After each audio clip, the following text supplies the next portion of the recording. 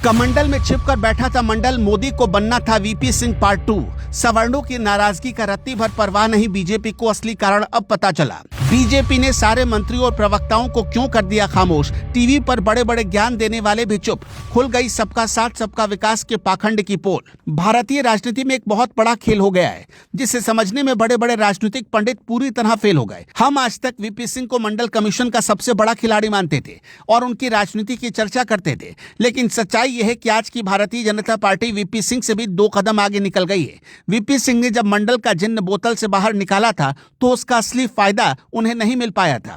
उस दौर में मंडल कमीशन की मलाई मुलायम सिंह यादव की समाजवादी पार्टी और काशीराम की बसपा जैसी पार्टियां खा गई थी, लेकिन बीजेपी ने यूजीसी के जरिए जो मंडल पार्ट 2 का दाव चला, उसका फायदा सिर्फ और सिर्फ बीजेपी को मिलने वाला है।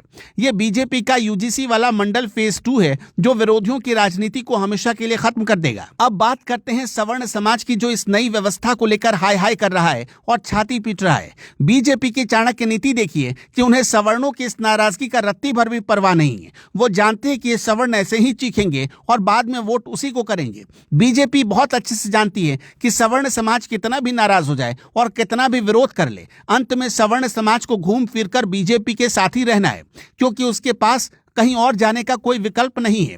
सवर्णों के पास आज की तारीख में विपक्ष में कोई दूसरा विकल्प बचा नहीं जो उन्हें अपना सके। बीजेपी की रणनीति यह है कि सवर्ण जितना ज्यादा हाय हाय करेगा और जितना ज्यादा विरोध प्रदर्शन करेगा, दलित और पिछड़े वर्ग का एक बहुत बड़ा हिस्सा उतनी तेजी से बीजेपी का पक्का वोटर बन जाएगा। सवर्णों का विरोध दरअसल बीजेपी के लिए खाद और पानी का काम कर रहा है, जो ओबीसी वोट बैंक को मजबूत कर रहा है। ये एक ऐसा मास्टर स्ट्रोक है जिसमें चित भी बीजेपी की और पट भी बीजेपी की ही है। बीजेपी असल मायने में अब जाकर एक संपूर्ण और असली राजनीतिक पार्टी बन रही है, जिसने हर वर्ग को साथ लिया है। उसने सपा और बसपा के कोर वोट बैंक यानी दलित और पिछड़ों के बीच ऐसा सेंध मारा है कि वो संभल नहीं पा रहे। बीजेपी ने क्षेत्रीय पार्टियों का बेस खत्म करने का काम कर दिया है और उनकी जमीन खिसक गई है।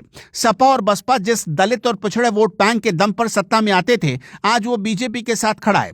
रही सही कसर मुस्लिम वोट बैंक के बिखराव ने पूरी कर दी, जिसे विपक्ष अपनी जागीर समझता था। बीजेपी ने बहुत चालाकी से मुसलमानों को सपा बसपा से हटाकर ओवैसी के साथ जाने का रास्ता दिखा दिया। इससे विपक्ष का वो समीकरण पूरी तरह टूट गया है जिसके दम पर वो बीजेपी को चुनौती देते थे। इस तरह बीजेपी के दोनों हाथों में अब असीमित ताकत आ गई। एक हाथ में कमंडल है यानी हिंदुत्व की प्रचंड लहर जो सबको जोड़ती है, और दूसरे हाथ में अब मंडल की ताकत भी आ गई जो सामाजिक समीकरणों को साधती है। अब इसमें सवर्णों की कितनी जगह है, ये सवर्णों को तय करना है। भारतीय राजनीति के इतिहास में ऐसा पहली बार हुआ जब किसी पार्टी के पास मंडल और कमंडल दोनों हैं। अब इस पार्टी को सत्ता से हटाना किसी के बस की बात नहीं और विपक्ष लाचार हो चुका है। देश में यूजीसी और आरक्षण को लेकर जितनी आग लगेगी और जितना बवाल होगा, बीजेपी उतनी मजबूत होती जाएगी। विपक्ष को लग रहा है कि यह मुद्दा बीजेपी को कमजोर करेगा, लेकिन हकीकत ठीक इसके उलट है। ये आग बीजेपी के वोट बैंक को और ज्यादा पक्का कर रही है और एकजुट कर रही है। सवर्णों की नाराजगी का डर दिखाकर बीजेपी ने दलितों और पिछड़ों को अपने पाले में हमेशा के लिए कर लिया है। सपा और बसपा जैसी पार्टियों की दुकान अब बंद होने के कगार पर पहुंच गई है, क्योंकि उनका जो मूल मंत्र था उसे बीजेपी ने हाईजैक कर लिया और उसे एक नए रंग में पेश कर दिया। बीजेपी ने साबित कर दिया कि राजनीति भावनाओं से नहीं बल्कि ठोस समीकरणों से होती है। सवर्ण समाज आज भले ही खुद को ठगा महसूस कर रहा हो, लेकिन वो राजनीतिक अनाथ है। उसकी मजबूरी का फायदा बीजेपी उठा रही है और ओबीसी को साध कर सत्ता की कुर्सी पक्की कर रही है। आने वाले समय में ये यूजीसी वाला दाव भारतीय राजनीति की दिशा और दशा दोनों बदल देगा। जो लोग सोच रहे थे कि बीजेपी केवल सवर्णों की पार्टी है, उनकी गलतफहमी अब दूर हो जानी चाहिए। बीजेपी ने अपना चोला बदल लिया है और अब वो सर्व समाज की नहीं बल्कि विनीत समाज की पार्टी है। मंडल और कमंडल का ये संगम बीजेपी को अजेय बना रहा है।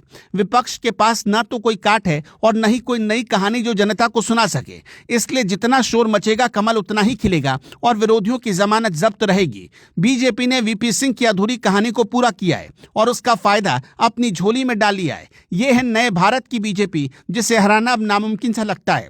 भले ही वो ये कहती हो कि बटोगे तो कटोगे, एक रहोगे तो सेफ रहोगे, लेकिन ये मान लीजिए कि बीजेपी ही बांट रही है और बीजेपी ही हिंदुओं को अलग अलग कर रही है।